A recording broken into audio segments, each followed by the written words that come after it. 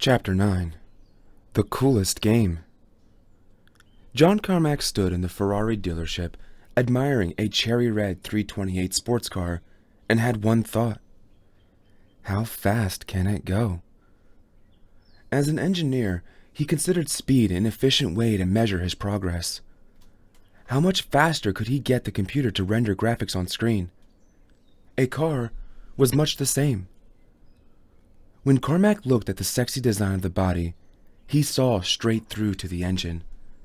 To the dealer's surprise, the wiry 22-year-old in a t-shirt and jeans wrote a check for $70,000 and took the keys. It didn't take long for Carmack to feel that the car wasn't quite fast enough. His instinct was to get under the hood and start futzing around, just like he had with his MGB. But this was no ordinary car. This was a Ferrari. No one futzed with a Ferrari. The elite manufacturer had very low regard for anyone who dared mess with its pristine design. For Carmack, though, it was a machine to hack. With Romero's help, Carmack soon found someone who was more than up to the task. Bob Norwood. Norwood had been racing and building cars since he was 13 years old in Kansas. He held more than 100 sports in the Guinness Book of World Records, for speed records in a variety of funny cars and, above all else, Ferraris. When Romero read in an auto magazine that Norwood now ran an auto shop in Dallas, he suggested Carmack give him a call. Carmack, as usual, was skeptical. Every other auto guy in town had shrugged off his request. "A Ferrari, eh?" they'd say. "Well, I guess we could put up a new exhaust system on it." A new exhaust, Carmack knew, was a wimpy and ineffectual answer to his problem. When he drove into Norwood's, the crusty owner walked out with his greasy hands. "I got this 328, Carmack said cautiously, "and I want it to be a little faster." Norwood squinted his eye and replied matter-of-factly, "We'll put a turbo on it."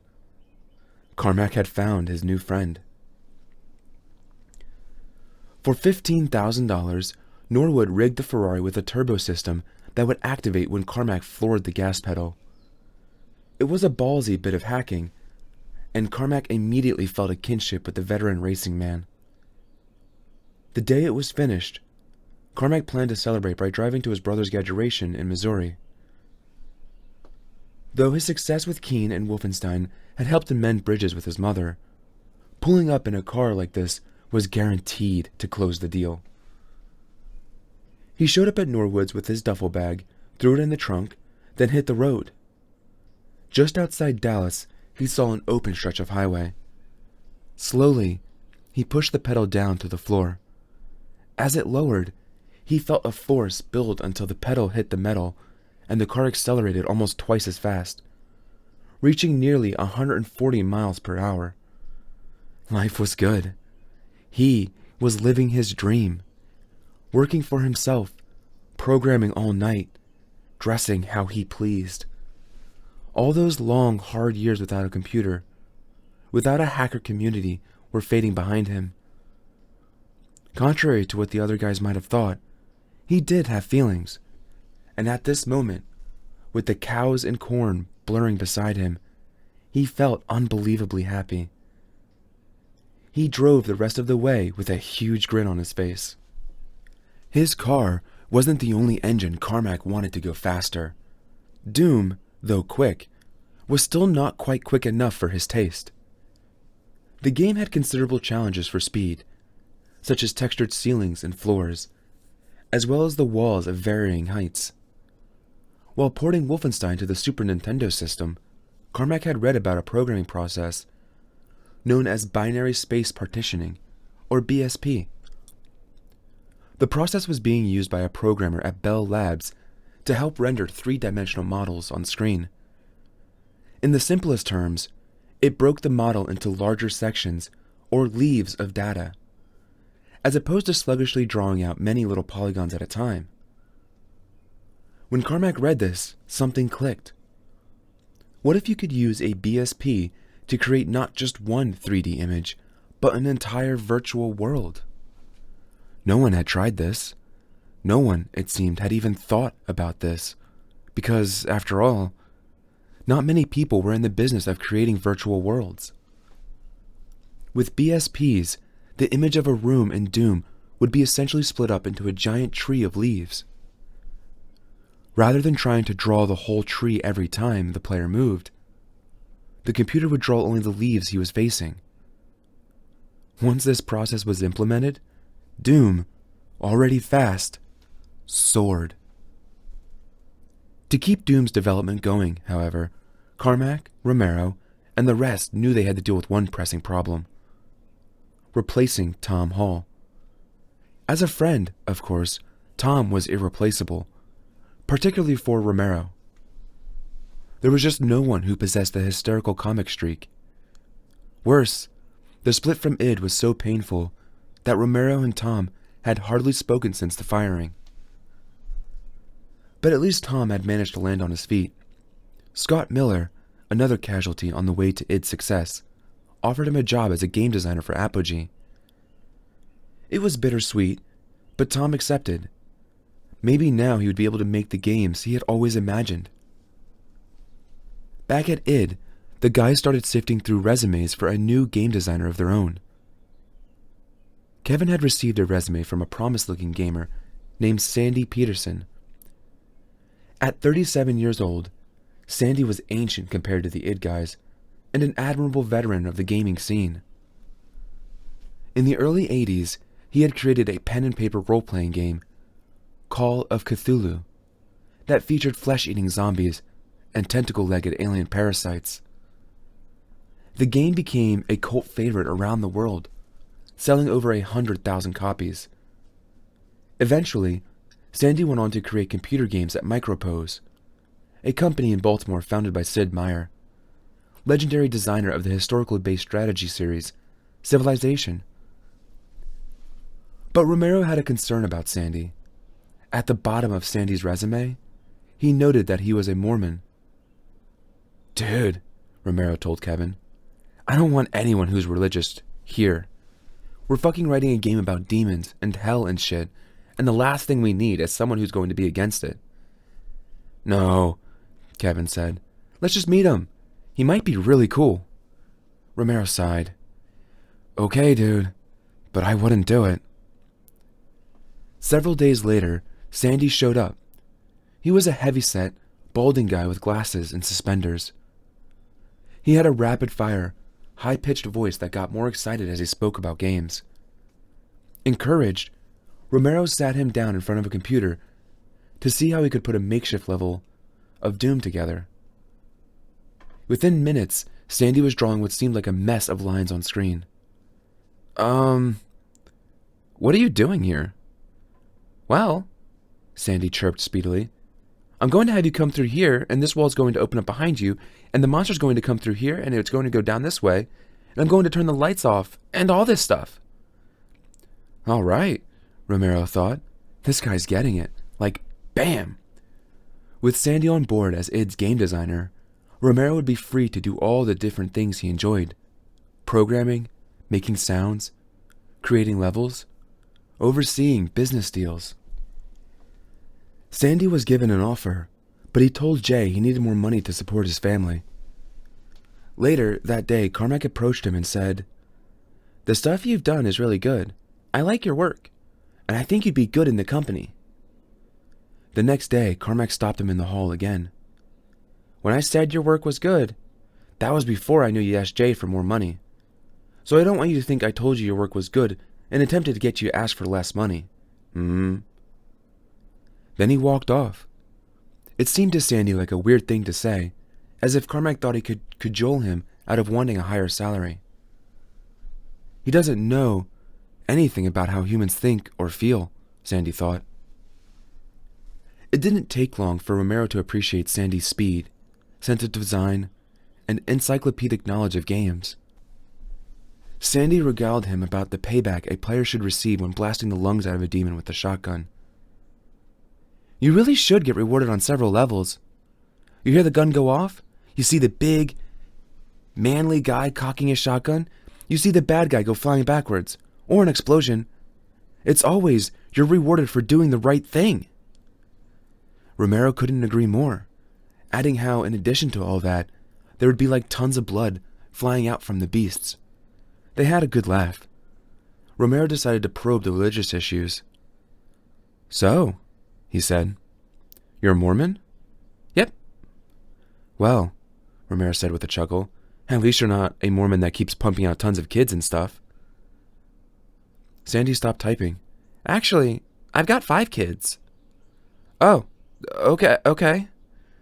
But that's not like 10 or anything. But 5's a lot, but at least you're not a really hardcore card-carrying Mormon." "Oh, I got my Mormon card right here." Sandy pulled it out. "Well, at least you don't wear those garments and stuff, right?" Sandy lifted his shirt. "Got my garments on, right here." Okay. I'm going to shut up." "Look, don't worry. I have no problems with the demons in the game. They're just cartoons. And anyway, they're the bad guys." While id refined Doom, in September 1993, 2 sons of a preacher from Spokane named Rand and Robin Scott released Myst, a literacy adventure computer game on CD-ROM. The game became an instant phenomenon, topping the computer game charts and eventually selling more than 4 million copies. It also popularized the burgeoning new format of CD-ROM. With the rise of CD-ROM drives on home computers, the spacious format, which could store hundreds of times more data than floppy disks, was becoming the IT software for game developers. The extra space afforded better sound and even full motion video. Effects exploited in a horror CD-ROM game called Seventh Guest, another chart topper. Shot in a photorealistic manner, Myst set players on a mysterious abandoned island, where they were to explore strange rooms and machines and unlock the secret of their inventor, a man named Atreus. Like Doom, Myst unfolded from a first-person point of view, but in Myst, players didn't run, or for that matter, crawl. They just slowly flowed. Clicking a space or item before them would gracefully fade one setting into the next. "It's brilliantly designed and rendered 3D images," Wired magazine raved, "and it's a funhouse for worlds of mazes, puzzles, and human intrigues. Will certainly set a new standard for this type of adventure game."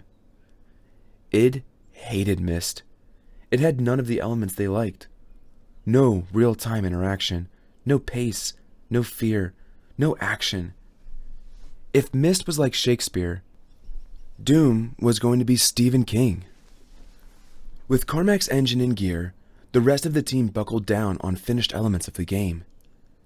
Adrian and Kevin churned out dark, demonic art. They drew guys impaled, twitching on stakes, like the impaled farmer Adrian had seen at the hospital long ago. Blood-splattered corpses chained to walls. The death animations were more elaborate than ever, monsters stumbling with their skulls ripped open, the Baron of Hell slumping forward with his intestines spilling out onto the floor. The weapons were falling into place. The shotgun, the pistol, the chainsaw, a rocket launcher, and the affectionately named BFG, Big Fucking Gun. In Wolfenstein, if the player lost a gun, it would be replaced with the default weapon, a knife. In Doom, the player would be left to duke it out with his bare fists. They digitized Kevin's hand, slugging punches against a blue screen. The killer weapons and monsters needed suitably killer sounds. The guys signed Bobby Prince up again to record the audio. Under Romero's guidance, Bobby gave Doom a techno-metal style soundtrack. A puree of animal groans were used for the game's beasts. With the guns and monsters and gore, Sandy and Romero went to town on the levels. Romero had found his voice in Doom. He loved everything about the game. The speed, the fear, the suspense. And he tried to play it all up. Romero's levels were deliberately paced. As level designer, he was responsible for not only designing the architecture of the environments, but also choosing where to put monsters, weapons, bonus items, and objects. It was like being a theater director and haunted mansion creator all in one. Romero relished the roles.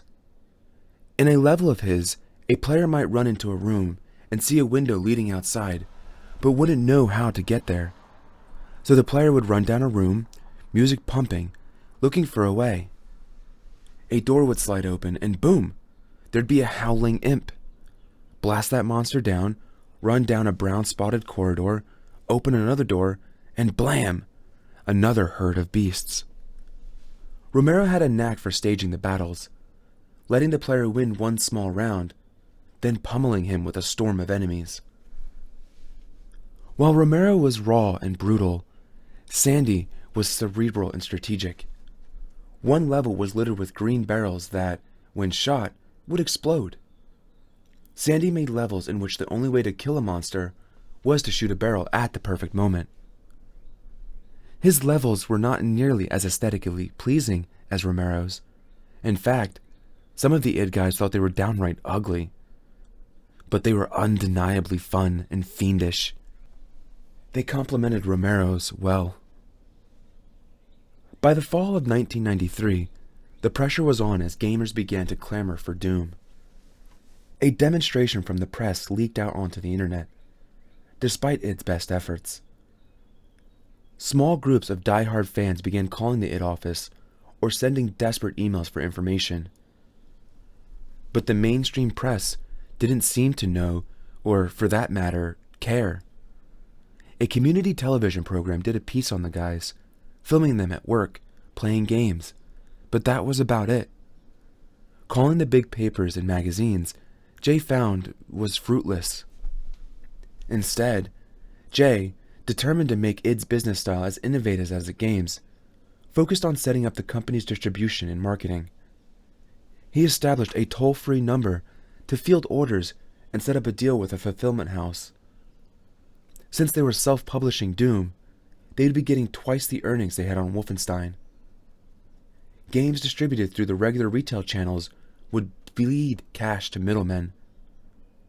Every time someone bought a game at CompUSA, the retailer would take money, then pay the distributor would take money, then pay the publisher would take money, then pay the developer.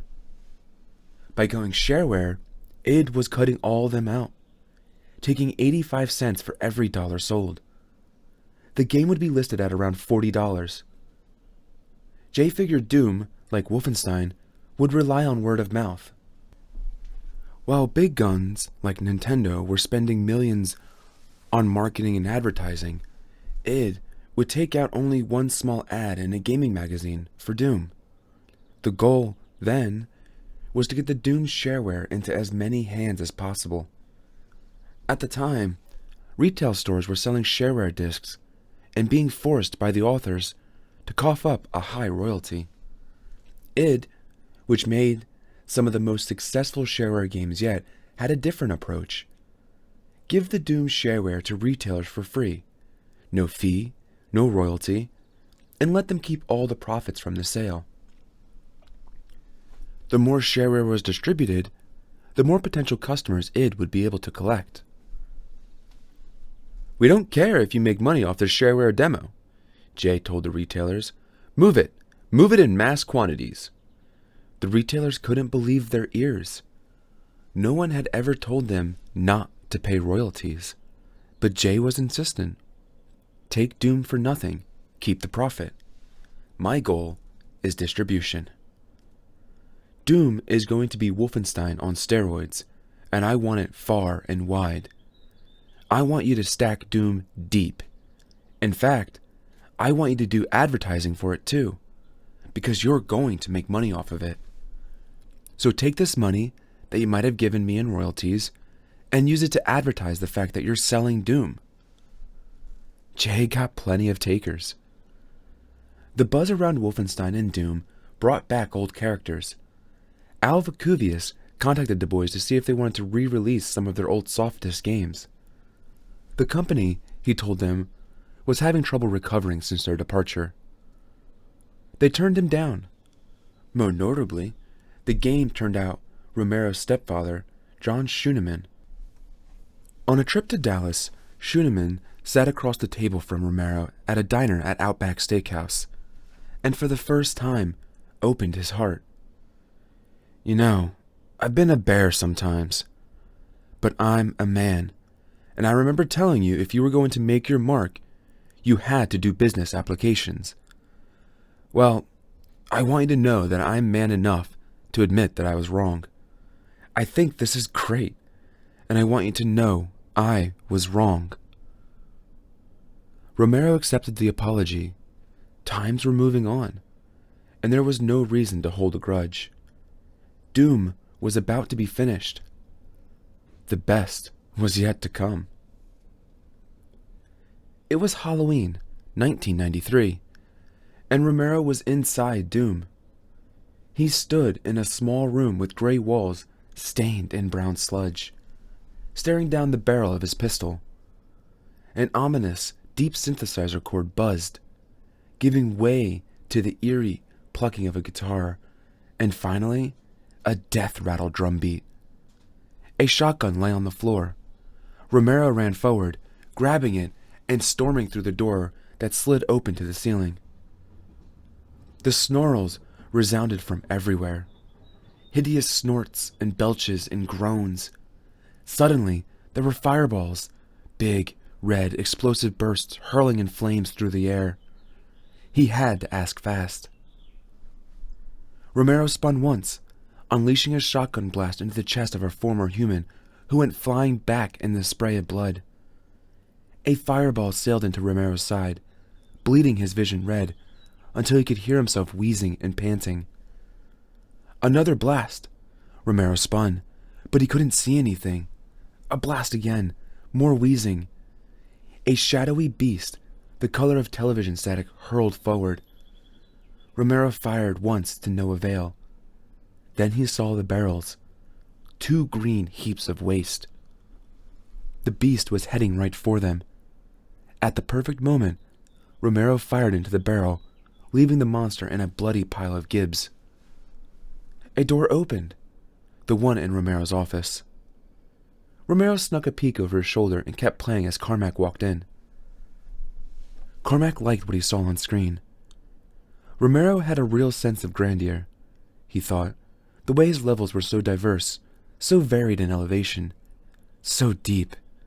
It made his technology sing. "What's up?" Romero asked. Carmack told him that he had enough stuff done to be able to go to the networking part of Doom. Oh yeah, Romero thought. The networking! They had mentioned this in their press release in January. The fact that Doom would have a multiplayer component, which would let players compete with and against each other. But after all, the other work, the networking had become almost an afterthought. Carmack told Romero about what he thought were somewhat modest technical challenges. "So what I have to do is write up the setup stuff to figure out how to communicate over the IPX properly. And getting the serial stuff going may be a bit of work." Romero nodded as Carmack spoke. How incredible networking would be, he mused. There had been other games that let players compete head-to-head, side-by-side fighting games like Street Fighter II, and this new game, called Mortal Kombat, were already the rage. And there were seemingly ancient games like the multiplayer colonization game, Mule, or multiple-use labor element, and the early StarTech-inspired modem-to-modem game, NetTrek. But there had been nothing like a multiplayer Doom. First-person, fast action, immersive, and bloody. Romero's heart raced. He nailed the key on his keyboard and ran through the level on his screen. E1, M7, or Episode 1, Map 7. He came to an area down one hall that had a long window opening up to an outside platform, oozing with green plasma. Romero imagined 2 players shooting rockets at each other, their missiles sailing across the screen. Oh my god, he thought. No one has ever seen that in a game. Sure, it was fun to shoot monsters, but ultimately, these were soulless creatures controlled by a computer. Now, gamers could play against spontaneous human beings, opponents who could think and strategize and scream. We can kill each other. If we can get this done, Romero said, this is going to be the fucking coolest game that the planet Earth has ever fucking seen in its entire history. Carmack couldn't have said it better himself. Within 2 weeks, Carmack had 2 computers networked to each other in his office. One represented his first-person point of view. The other represented the other players. On cue, he hit the button on his keyboard. His character moved forward on the computer in front of him. He pictured the little packets of data traveling across the network line, flowing into the computer across his office, translating instantly into the Space Marines on screen. The computers were talking to each other, and Carmack knew the result. He glanced over at the computer to the right and saw his character, now represented in third person, running across that screen. He had made a consensual, virtual world, and it was alive. Romero flipped when he came into the office. "Oh my god," he screamed. "That is so awesome!" He dashed back into his office, and Carmack started the game again, this time with Romero connected from his own machine. Romero watched as the Space Marine Carmack controlled ran down a hole. Romero chased after him, unleashing a shot from his gun. Boom! Sending Carmack flying back through the air in a spray of blood and screams. "Suck it down!" Romero cried. Soon, everyone in the company was taking turns in multiplayer mode, chasing each other, hurling off explosives. The office filled with screams, not just digital screams, but real screams, human screams. It was an arena, and they were all in for it. Competing, running, escaping, killing. They began playing one-on-one matches as well, keeping score manually to see who racked up the most kills. And that was not all, Romero realized. Since they could have 4 people in a game at one time, why not have them playing cooperatively, moving through a level of monsters as a team? Carmack said it was possible. Romero couldn't control himself. "Don't tell me you can have a 4-people co-op game in here, mowing through the monsters," he gasped. "That is the shit." Romero paced. This was big. Bigger than the Dangerous Dave moment. Bigger than anything he'd seen. He made his way down the hall, the yelps and screams coming from inside the rooms.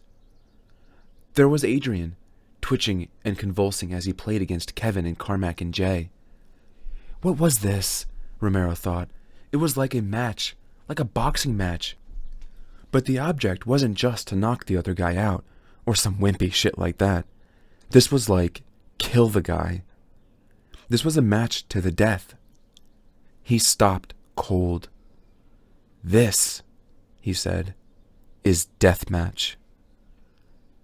By the first week of December 1993, the work on Doom was hurtling to a close.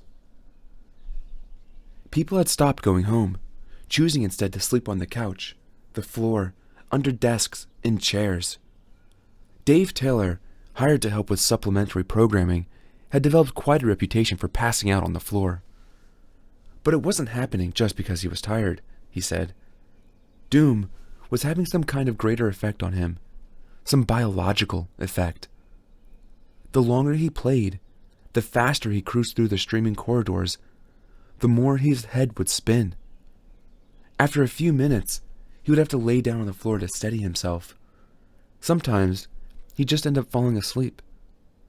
It got to be such a frequent display that late one night, the rest of the guys took a roll of masking tape and taped a body outline around him. The pressure mounted as they felt the game approach completion. Random gamers began calling the office and leaving messages like, "Is it done yet?" Or, Hurry up, motherfuckers! Others spewed resentment at id for not meeting its original promised release date of the third quarter of '93. You started posting hype about Doom several months ago, one gamer posted on an online news group. You've been encouraging us to go ballistic over how great Doom is going to be, and you've told a lot of people that the third quarter of '93 was the date. Now all that anticipation is going to backlash in a massive spurt of flames and ranting against id. Some posted more forgiving tales of anticipatory dreams based on early screenshots released of Doom. I was firing the shotgun at a pixelated, yes, my dream was pixelated, demon, wrote one gamer. When my alarm clock went off, well, it turned the radio on. Time to schedule an appointment with a local shrink. I can't imagine what shape I'll be in once the game is actually released. Smiley face. Another wrote a poem called The Night Before Doom. 'Twas the night before Doom, and all throughout the house I had set up my multiplaying networks, each with a mouse.